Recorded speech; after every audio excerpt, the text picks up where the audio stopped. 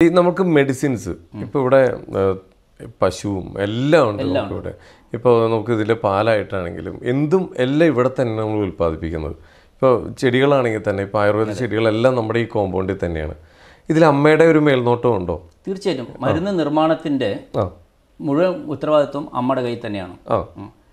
അവിടെ നിന്നാണ് അടുത്ത അമ്മയിൽ നിന്നാണ് ഞാൻ ഈ വൈദ്യം സ്വായത്തമാക്കിയത്. പക്ഷെ മരുന്ന് നിർമ്മാണത്തിൻ്റെ പൂർണ്ണ ഉത്തരവാദിത്വം അമ്മ തന്നെയാണ്. ഇപ്പോഴും അമ്മ തന്നെയാണ് ചെയ്യുന്നത്.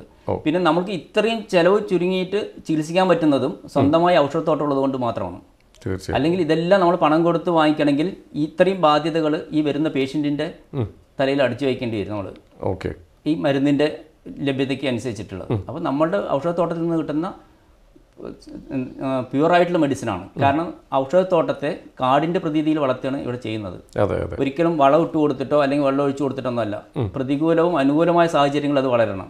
അതായത് അനുകൂലമായ സാഹചര്യങ്ങൾ വളരും, പ്രതികൂല സാഹചര്യങ്ങളെയും തരണം ചെയ്ത ചെടികൾ വളരും. അപ്പോഴാണ് അതിന് അതിൻ്റേതായ ആയുർവേദത്തിൻ്റെ ഗുണം കിട്ടുള്ളൂ. ചെടികൾക്ക് മരുന്നിൻ്റെതായ ഗുണം കിട്ടുള്ളൂ. ഇപ്പോൾ നമ്മൾ ജൈവ രീതിയിൽ നമ്മൾ ഏതെങ്കിലും വളങ്ങളോ അല്ലെങ്കിൽ ഇതൊക്കെ കൊടുക്കണമെങ്കിൽ അത് വലിച്ചെടുത്ത് അത് വളരുന്നു മാത്രമേ ഉള്ളൂ. അതിൻ്റെ ഇലകൾക്കോ അല്ല വേരിനോ അല്ല കായകൾക്കോ ഔഷധ ഗുണങ്ങൾ ഉണ്ടാവാൻ സാധ്യതയില്ല. അതുപോലെ തന്നെയാണ് പശുക്കളുടെ കാര്യം.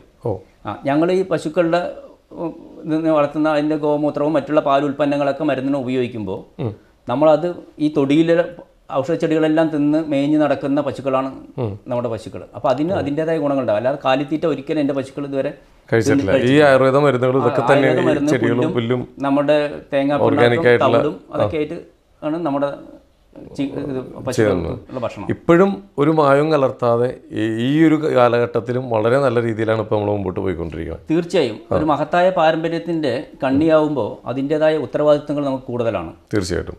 അതായത് പെട്ടെന്ന് അവസാനിക്കും. 9 തലമുറയുടെ പാരമ്പര്യം എന്ന് പറയുമ്പോൾ ചെറിയൊരു കാലയളവല്ല. ആ പാരമ്പര്യത്തിൽ ജനിച്ചതുകൊണ്ട് നമ്മൾ ഒരുപാട് ചിട്ടകളോടുകൂടി നമുക്ക് മുന്നോട്ട് പോകേണ്ടി വരും. കാരണം തലമുറകൾ കൈമാറി വന്ന ഈ ഇത് എന്നിൽ അവസാനിക്കാൻ പാടില്ല. കാരണം ഏതോ തലമുറയിൽ കണ്ടുപിടിച്ച സാധനം 9ാം തലമുറയിൽ നിഷികാന്ത് പാടൂരിക്കൊണ്ടത് അവസാനിപ്പിക്കേണ്ടതല്ല. ഇനിയും തലമുറകൾ നീണ്ടുപോയി മറ്റുള്ള ഇനിയും വരുന്ന തലമുറകൾക്ക് അത് പ്രയോജനപ്പെടണം എന്നുള്ള രീതിയിലാണ് ഈ ചികിത്സ മുന്നോട്ട് പോകുന്നത്.